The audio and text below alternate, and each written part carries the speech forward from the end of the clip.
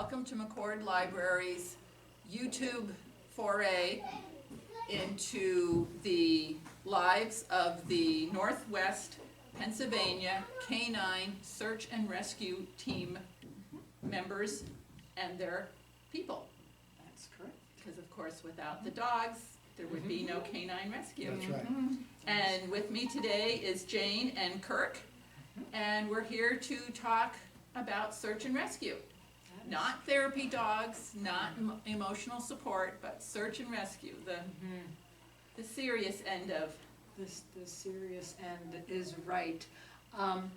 We're first going to maybe talk a little bit to the littler people in our lives, and we first hope that they don't get lost, right? Yes. And that they should stay with their parents, or if their parents ask them to stay in a certain area, stay there. Or if they're in their backyard, stay in their backyard where they're supposed to. But for any reason, if they get lost, separated from their group, or separated from mom and dad, or grandma and grandpa, whoever they're with, they need to what we call hug a tree. Now, they can find that tree that's fairly close. Don't get scared.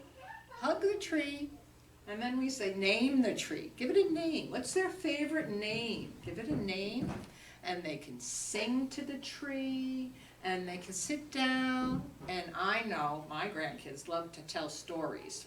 Well, tell the tree a story. And why they're doing all of this, back the grown-ups maybe that kind of said, oh, we don't know where our little one is, they start and they activate our team. And that's why we're called Northwest PA Canine Search and Rescue, okay? Because we're going to come search for you and hopefully rescue you in a little bit. We are looking at the truck that the search and rescue team members all provide at their own expense, with the dog crates for safe travel to and from searches. Here's Finn coming up on it. There's Finn. Hi, Finn. Finnick. So Yes, I'm right here. Yes. Finnick is an English Shepherd, so it's similar to a Border Collie, but there are some differences. And he does air scent, so he goes out and looks for people in big, wide areas. And he just turned 4 not too long ago. Yes. And he is certified through the Pennsylvania Search and Rescue Council to do air scent. So when you're training a dog, you kind of have to find what their paycheck is. Just like you guys want to work for a paycheck, the dogs are the same way. So they like their job, but at the end of the day, they need something that they enjoy. So these are Finnick's. He gets to play fetch. Ava likes to play tug with a ball on a rope. And Zoe's favorite thing is her flying squirrel frisbee. So you kind of have to find the right thing for the right dog, and once you do that, it's all downhill. So. Do you like your flying squirrels, Frisbee? Yes, she does. Cute. I want to ask you, why do we ask the child to hug a tree? Hug a tree. Stay put. Stay there. It keeps them right there at the tree. Don't want to wander. No wandering about. You stay right by the tree and hug that tree. Thanks. And like I said, name it, sing to it, tell it a story, sit down, relax. Lean up against the tree. Relax with the tree, but stay right there. You're no wandering. so much easier to find if you stay put and let us come to you. Right. And you know how we find you? Maybe your whoever you were with, they have a hat you wore, or a sock, or a rain jacket or something, and we give the dogs that to sniff, and they get your scent. And our trailing dogs will then just follow, because when you're walking and you stay at that tree, you're shedding, maybe a skin cell or something like that, and that dog can follow that trail. And when that dog approaches, They're gonna be so happy because they found you. They're just gonna be so excited, those dogs. And they get a reward. Not only do you get the reward because we found you, but the puppy, the doggy that finds them gets a reward. And those rewards could be anything from a toy, their very, very favorite toy, or maybe a piece of chicken, like a chicken nugget. Oh, as their reward.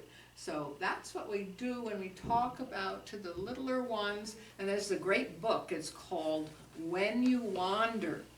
I use this with my grandkids, and since this was a library, I thought I'd bring that book to show you. It's just a great book, and it talks just about hugging the tree and naming the tree and singing to it. Once the search and rescue doggies find you when you're hugging the tree, I bet it would be okay for you to pet them. Absolutely, because they're so excited and they're so happy. Absolutely, you can say hello to them and pet them. And they're not scary dogs because they're all trained, well trained. And so that's... And there's people following the doggies, so a little bit behind, but they're following, so then they'll come up and then you can hug them too. Sit. This is Ava, who has learned her agility skills, and she's in training. Ava, well, she just turned 2. Just a week or so ago. So Ava's still in training, Ava, basically. yeah, she's still learning. We're trying to figure out what we're going to do with her. Right now, we're working on disaster work, so that would be responding to natural disasters like tornadoes or hurricanes, or man-made disasters if there was ever an attack again. So she knows how to climb on rubble and look for people that might be trapped underneath heavy things. So that's what her career path looks like right now. So.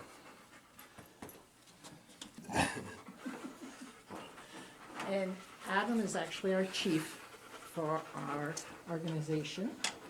He's a search manager, super guy.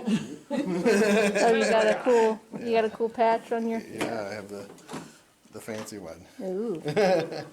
And as we talked with the little kids, that if they see the dogs, they are wearing their vests that says they are a working dog, and so you always need to ask permission. If you see one of these dogs, you have to ask their human if they can be petted, because they are a working dog.